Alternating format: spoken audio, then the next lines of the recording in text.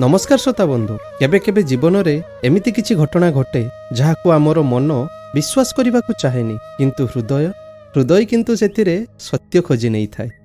विचित्रपुर grammar Rudra Pratap बाबूंको गोटिए बोली पुओ अभिषेक तार स्नातक पाठपढ़ा सरिबा परे भुवनेश्वर रे ओडिशा पुलिस सर्विस रे इंटरव्यू देई क्वालिफाई करिला। तार ट्रेनिंग भुवनेश्वर रे चलथिला। अभिषेक प्रत्येक दिन ट्रेनिंग सरिबा परे सांग मानक सहित पाखरे थिबा गोटे पार्क को बुली जाए। जेउ सांग माने कि ता सहित पुलिस रे ट्रेनिंग नौथिले। 2-4 दिन गला परे अभिषेक देखिला जे गोटे सुंदरी झियो सेई पार्क रो गोटे कोणरे थिबा चेयर रे बसिछि। अभिषेक 5-6 दिन हेबा देखिला कि सेई झियोटी सेई निर्दिष्ट समय रे एवं सेई निर्दिष्ट चेयर रे बसुछि। अभिषेक ता प्रति बहुत आकर्षित होई गला ओ सांग मानकु कहिला। सांग माने हसी हसी कहिले अभिषेकटा बाहा हबो बोली पूरा पागल होई गलानी। ताकू सबुआडे खाली झियो देखा जाउछंती। अभिषेक बुझीगला जे झियोटा बहुत सुंदरी बोली सांग माने ताकू थट्टा करूछंती। तेणु से एकुटिया झियो सहित कथा हेबो बोली स्थिर कला।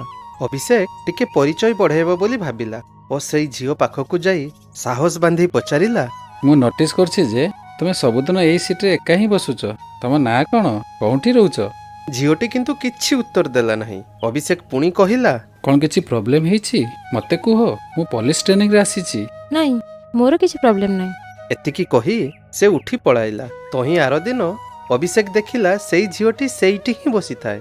अभिषेक भाबिला आज मु ताको निश्चय पचारिबी तार कोन होइछि बोली। एहा भाबी अभिषेक सेई झियोटी पाखकू गला। तम ना कोन? मते लागुछि तमे मते किछि लुचाउछ। कोन हेछि कुहो? मु समस्तंग पई अलडा। पार्क रे एते लोक अछंती, मो दुख काहाको देखा जाउनी। तमे केमते देखिले जे? अन्य कई देखंतु न देखंतु मते किछि फरक पडुनी, किंतु तमर नीरवताटा मते देखा जाउछि। मो ना अदिति, मु एई पाखरे रुहे। मो मौसा मौसींग घरे रही पाठ पढुछि। पढ़ा सरला परे मु एई पार्क को मनर शांति पई पळै आसे। मोर ही ट्रेनिंग परे पोस्टिंग हे जिवो। आदिति, जदि किछि असुविधा थाई मते जणाओ। समय आसिले कहिबी। एमिति सेमानकर सबुदिन देखा हुए। या भितरे अभिषेक रो सेई झियोटी प्रति भल पाइबा आसी जाइछि। अभिषेक दिने पचारिला, आदिति, तमे तम घरे न रही मौसा मौसी घरे रही पाठ पढुछ जे? आम फैमिली कहले मो बापा माँ आउ मो सान भौणी 10वीं रे पढ़े आ मु कॉलेज रे। तमे कोन पई एठिक आसिलो? गाँव रो किछि लोक मते बहुत हैरान करुथिले। जने प्रभावशाली रो पुओ मते बाहा हबो बोली बहुत प्रेशर करिथिला आ धमकाइथिला। कहला जे तोर पाठ पढ़िबा दरकार नाही, पाठ पढ़ी कोन करिवो। तेणु बापा माँ डर मते मौसांग घर को पठाई देले। सेई दिनठू एठी रही पढ़ापढ़ी करुची। आउ गाँ को? ना ना, आउ जेबिनी गाँ को। अभिषेक मने मने भाबिला जे मोर पोस्टिंग हे गला परे आदित्यर घर को जाई तार बापा माँ को आदित्यर हाथ मागिबी। सरकारी चाकरी करिछि, तेणु मना तो करि परिबे नाही। ट्रेनिंग सरिबार 4-5 दिन बाकी अछि। Posting letter आसिला। अभिषेक देखिला बेलकू आदितिर जेउ गाँ सेई गाँ रे तार पोस्टिंग हेइछि। अभिषेक रो खुशी कहिले न सरे, किंतु आदिति को सरप्राइज देबो बोली एबे किछि कहिबो नाही बोली भाबिला। तही परदिन अभिषेक आदिति को जाई कहिला, अच्छा आदिति, तमे सबुदिन सही समय आसुछ किंतु अलगा समय रे नुह? मोर लेजर टाइम रे आसुछि। पाठ पढ़ापढ़ी करिबा परे टिके समय मिलुछि, तेणु पळाई आसुछि। ठीक अछि आदिति, मोर आउ 2-3 दिन बाकी रहिला। काली आमे संध्या रे गोटे रेस्टोरेंट जिबा। मु संध्या रे आसी परिबे नाही, कारण मो मौसा मौसी बहुत स्ट्रिक्ट। तेणु मु ट्यूशन बहाना रे 4टा बेल को आसी परिबे, किंतु संध्या पूर्वरु फेरी जिबी। हौ ताहाले। तही परदिन सेमाने 2 जण बहुत बुलाबुली करिले। अभिषेक आदिति पई कानर झुमुका, टेडी बियर एमिति बहुत सारा गिफ्ट किनिला। रेस्टोरेंट रे खाइबा समय रे अभिषेक लक्ष्य करिला अन्य माने सेमानकु प्रश्नवाची दृष्टि रे अनेई मुरुकी मुरुकी हसुछंती। अभिषेक सेथि प्रति ध्यान न देई आदिति को कहिला, आदिति, मु तुमको 2टी कथा कहबी। ठीक अछि, कुह। प्रथम कथा हला मो पोस्टिंगटा तम गाँ रे हेछि। बहुत बढ़िया कथा। आ द्वितीयटा? मु तुमको बहुत भल पाई आदिति, बा हेबा को चाहूछि। तमर मतामत कोन? आदिति किछि समय नीरव होई बसी रहिला। परे दीर्घ निश्वास नै कहिला, एसबु विषय रे मु किछि कहि परिबिनी अभिषेक। बापा माँ राजी रे मु राजी। ठीक अछि, मु तम बापा माँ सहित कथा हेबी। अभिषेक देखिला आदिति बैग रे गोटे छोट गिफ्ट अछि। अभिषेक निश्चित थिला से गिफ्टटी तार। तेणु से आदिति को मजारे कहिला, अच्छा मोर गिफ्ट? हाँ, गिफ्ट अछि जे, किंतु तमे मो बापा माँ सहित कथा हला परे मु देबी। ओके।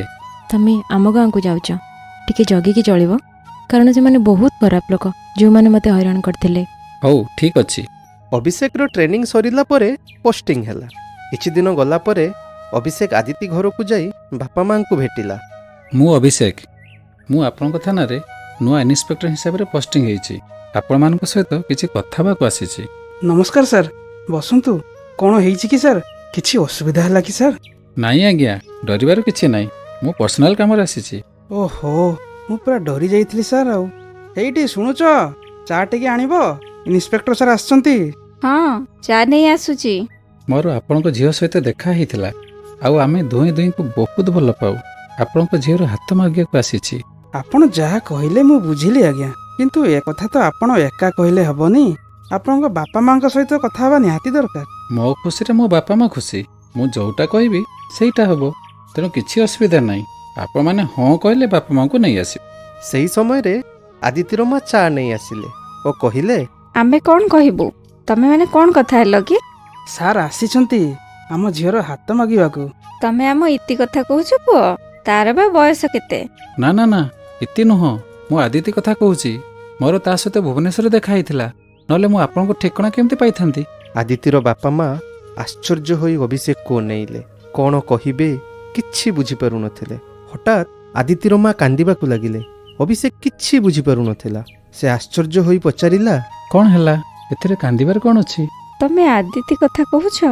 ଆଦିତି ମରିବାର ଆଜିକୁ 4 ବର୍ଷ ହେଇଗଲାଣି ପୁଅ। ଆପଣ ଆଉ କାହାକୁ ଦେଖିଥିବେ? କ'ଣ କହୁଛନ୍ତି ଆପଣ? ମୁଁ କିଛି ବୁଝିପାରୁନି। ଆପଣ ମୋତେ ମିଛ କହୁଛନ୍ତି। ସେ ତା ମାଉସୀ ଘରେ ରହି ପାଠ ପଢ଼ୁଛି। ଆମର ସବୁଦିନ ଦେଖା ହେଉଥିଲା। ସାର୍, ସେ ତା ମାଉସୀ ଘରେ ରହି ପାଠ ପଢ଼ିବ ବୋଲି ଜିଦ୍ କରୁଥିଲା, ହେଲେ ସମୟ ଏମିତି ଖେଳ ଖେଳିଲା ଯେ ତାର ଶୁଦ୍ଧିକ୍ରିୟା ତା ମାଉସୀ ଘରେ ହିଁ କରିବା ପାଇଁ ପଡ଼ିଲା। ଅଭିଷେକ ପୁରା ନିସ୍ତବ୍ଧ ହୋଇଗଲା। କ'ଣ କରିବ, କ'ଣ କହିବ କିଛି ବୁଝିପାରୁନଥିଲା। ତା ମୁଣ୍ଡ କିଛି କାମ କରୁନଥିଲା। ତାକୁ ଅଣନିଶ୍ୱାସୀ ଲାଗୁଥିଲା। ସେ ତରବର ହୋଇ ଛିଡ଼ା ହେଲା ବେଳକୁ ହାତ ବାଜି ଚା କପ୍ଟି ତଳେ ପଡ଼ିଗଲା। କପ୍ ଭାଙ୍ଗିବାର ଶବ୍ଦଟି ତାକୁ ନିୟନ୍ତ୍ରଣରେ ଆଣିଲା। ସେ ଚେୟାର ଉପରେ ବସି ପଡ଼ିଲା ଓ ମନ ଦୁଃଖରେ ପଚାରିଲା, କ'ଣ ହେଇଥିଲା ଏମିତି? ମୋତେ ସବୁ କଥା କୁହନ୍ତୁ। ଆଦିତି ପାଠ ପଢ଼ି ଜଣେ ଭଲ ଅଫିସର ହେବାକୁ ଚାହୁଁଥିଲା, କିନ୍ତୁ କଲେଜ ପଢ଼ିବା ସମୟରେ କିଛି ଲୋକ ମୋ ଝିଅକୁ ବହୁତ ହଇରାଣ କରିଥିଲେ। ତା ମଧ୍ୟରୁ ଜଣେ ଆଦିତିକୁ ବାହା ହେବ ବୋଲି କହୁଥିଲା। ସେ ଥିଲା ସ୍ଥାନୀୟ ପ୍ରଭାବଶାଳୀ ଲୋକଙ୍କର ପୁଅ, କିନ୍ତୁ ଆମେ କେହି ରାଜି ହେଲୁ ନାହିଁ। ତେଣୁ ସେମାନେ ମୋ ଝିଅ ଉପରେ ଏସିଡ୍ ପକାଇଦେଲେ। ଆମ ସ୍ଥାନୀୟ ଡାକ୍ତରଖାନା ଆମକୁ ଭୁବନେଶ୍ୱର ପଠାଇଦେଲା, ଆଉ ସେଠାରେ ହିଁ ଆମ ଆଦିତିର ମୃତ୍ୟୁ ହୋଇଥିଲା ପୁଅ। ଆପଣ ପୋଲିସର ସାହାଯ୍ୟ ନେଇଥିଲେ କି? କେମିତି ନେବୁ ପୁଅ? ସେମାନେ ବଡ଼ ଲୋକ, ଆମକୁ ଡରାଇଲେ। ପୁଲିସ କେସ୍ କରିଲେ। ସେମାନେ ଆମ ଇତିକୁ ମାରିଦେବେ ବୋଲି ଧମକେଇଲେ। ଗୋଟାଏ ଝିଅ ତ ଚାଲିଗଲା, ତାକୁ ନ୍ୟାୟ ଦେବାକୁ ଯାଇ ଆମେ ଆଉ ଗୋଟେ ଝିଅକୁ କେମିତି ବିପଦ ମୁହଁକୁ ଠେଲି ଦେଇଥାନ୍ତୁ ଯେ? ସମସ୍ତେ ଗଭୀର ଦୁଃଖରେ କିଛି ସମୟ ଚୁପ୍ ହୋଇ ବସି ରହିଲେ। ନୀରବତା ଭଙ୍ଗ କରି ଅଭିଷେକ କହିଲା, ମୁଁ ଏବେ ଆସୁଛି, କିନ୍ତୁ ଦରକାର ପଡ଼ିଲେ ମୁଁ ପୁଣି ଥରେ ଆସିପାରେ। ଏତିକି କହି ଅଭିଷେକ ଆଦିତି ଘରୁ ବାହାରି ଆସିଲା। ତା ମନରେ ଅନେକ ଗୁଡ଼ିଏ ପ୍ରଶ୍ନ ଉଙ୍କି ମାରୁଥାଏ। ସେ ମନେ ମନେ ଭାବିଲା, ମୋ ସହିତ ଏମିତି ଘଟିବାର ମାନେ କ'ଣ? ତାମାନେ କ'ଣ ସାଙ୍ଗମାନେ ସତ କହୁଥିଲେ? ଆଦିତିକୁ କ'ଣ କେହି ଦେଖିପାରୁନଥିଲେ ଏକା ମୋ ଛଡ଼ା? ଏଇଟା କ'ଣ ସତରେ ସମ୍ଭବ ହେଇପାରେ? ହେ ଭଗବାନ, ମୋ ଉପରେ ଏତିକି କୃପା କର ଯେ ଏ ଆଦିତି ମୁଁ ଭଲ ପାଇଥିବା ଆଦିତି ନ ହେଇଥାଉ। ଯାହା ହେଲେ ପଛେ ହେଇଯାଉ, କିନ୍ତୁ ଏ ଆଦିତିର ଅପରାଧୀ ଦଣ୍ଡ ପାଇବା ଦରକାର, ଆଉ ମୁଁ ହିଁ ତାକୁ ଦଣ୍ଡ ଦେବି। ତାପରେ ଭୁବନେଶ୍ୱର ଯାଇ ମୋ ଆଦିତି ସହିତ ଦେଖା କରିବି ଓ ତାକୁ ସାଙ୍ଗରେ ନେଇ ତା ଘରକୁ ଯିବି। କିଛି ଦିନ ଗଲା ପରେ ଅଭିଷେକ ତା ସହଯୋଗୀକୁ ନେଇ କେସ୍ ଓପନ୍ କରିଲା। ସବୁ ପ୍ରମାଣପତ୍ର ଯୋଗାଡ଼ କରି ସେ ଅପରାଧୀକୁ ଆରେଷ୍ଟ କରି କେସ୍ ଫାଇଲ୍ କରିଲା। ଅଭିଷେକର ସାହସରେ ବହୁତ ଲୋକ ସାକ୍ଷୀ ଦେଲେ। ଅପରାଧୀକୁ ଉଚିତ ଦଣ୍ଡ ମିଳିଲା। ଅଭିଷେକ ମନେ ମନେ ଭାବିଲା, ଯାହା ହଉ, ଏ ଆଦିତି ପାଇଁ ମୁଁ କିଛି କରିପାରିଲି। ଏବେ ମୋତେ ପ୍ରମାଣ କରିବାର ଅଛି, ଚେହେରା ଏକ ହେଇପାରେ, ନାମ ଏକ ହେଇପାରେ, କିନ୍ତୁ ଏ ଆଦିତି ମୋ ଆଦିତି ନୁହେଁ।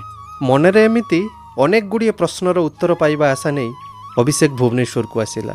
ସେ ସେହି ନିର୍ଦ୍ଦିଷ୍ଟ ସମୟରେ ପୁରୁଣା ପାର୍କକୁ ଗଲା। ସେହି ନିର୍ଦ୍ଦିଷ୍ଟ ଚେୟାରରେ ବସି ସେ ଆଦିତିର ଆସିବା ସମୟକୁ ଅପେକ୍ଷା କରିଲା। ଅପେକ୍ଷାର ସମୟ ଯେତିକି ଗଡ଼ି ଗଡ଼ି ଯାଉଥାଏ, ତାର ହୃତ୍ସ୍ପନ୍ଦନ ସେତିକି ବଢ଼ି ବଢ଼ି ଯାଉଥାଏ। ଧୀରେ ଧୀରେ ସଞ୍ଜ ନଇଁ ଆସିଲା। ଏବେ ଅଭିଷେକ ମନର ଆଶା ପୁରାପୁରି ମଉଳି ଯାଇଥିଲା।